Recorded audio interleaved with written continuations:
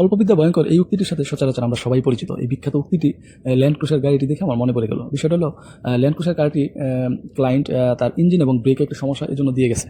তো এখন maintenance group সেটা মেনটেন্যান্স করে জ্যাক থেকে নিচে নামিয়ে রাখছে। তো এখন একজন আবার ক্লিনার উনি গাড়ি পার্ক করতে পারে এতটুকু জানে।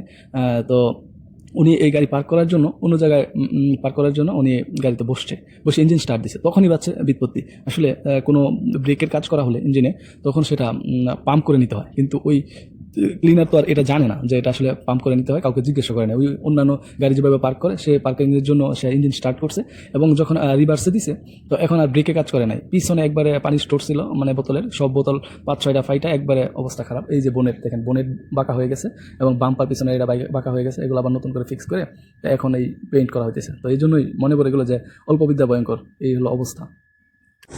हाँ भाई, आपका नाम बताओ।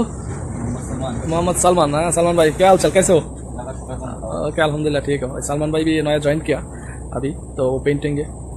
इंडिया से आया हूँ और दिल्ली में रहने वाला, तो अभी नया ज्वाइन किया। वो बाकी जो काम है पेंटिंग का वो सलमान भाई करेगा।